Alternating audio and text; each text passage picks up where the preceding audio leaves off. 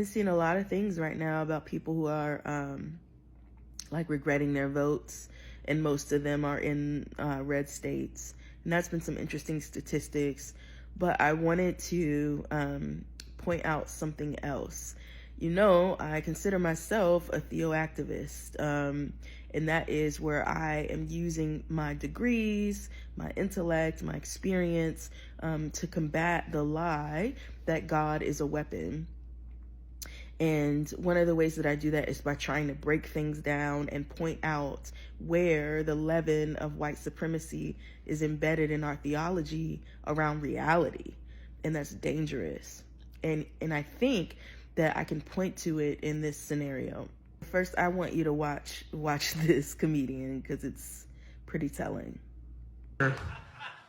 Starting to regret. Yeah, that's right. I mean, I was fine in the beginning. I can overlook, and I'm okay with the blatant racism.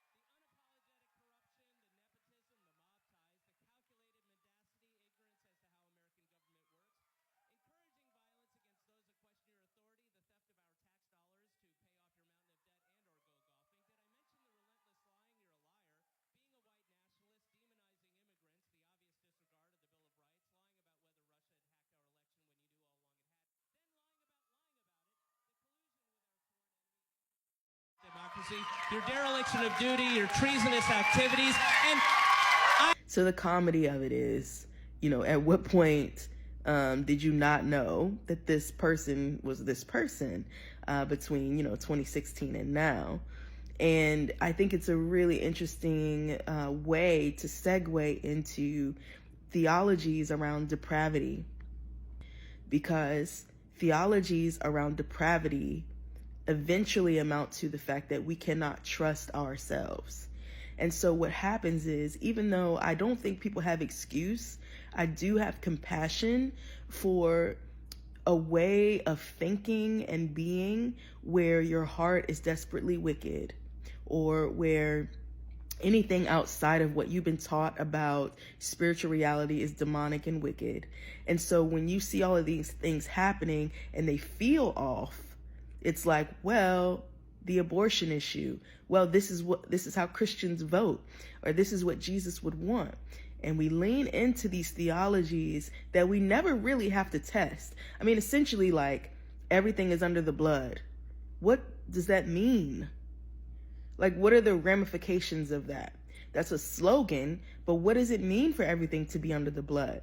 Well, what happens when you believe that is basically you sweep stuff under the rug, like the behavior of the person they voted for, right? Because at some point, this theology is going to get tested. And the reality is that you have all of these people who were taught that they couldn't trust themselves, that their hearts were desperately wicked, that heaven is coming, that God is going to come and fix everything. And here we are.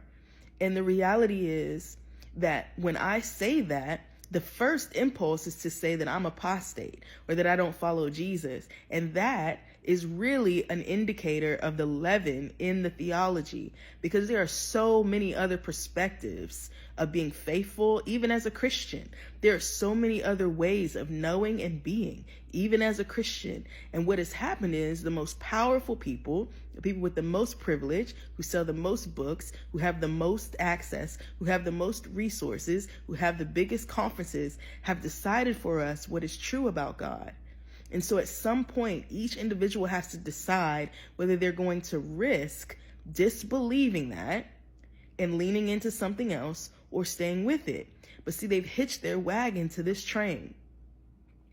And at some point, Jesus says, you have to judge things by fruit. Because look at what their morality has created in society and is about to create come January. So this is the God you believe in. How would you get anybody to follow Jesus at this point? I mean, really? People have to decide. You have to decide what you will worship. You get to make that choice. This is what happens when you abdicate your intuition. This is what happens when you outsource it. Because none of us, in and of ourselves, would choose this mess. But because we were told not to trust our gut, someone twisted the scripture to tell us that God's ways are not our ways. But that was always used to gaslight us, right? It was always used to gaslight any questions we had because things didn't seem or feel right. Y'all, I'm trying to tell you, people don't believe me that I love God. And I'm not worried about those people because I know myself and I know the truth. But the reality is, if you stay hitched to this wagon, it's going to take you, I don't even know how much worse it can get.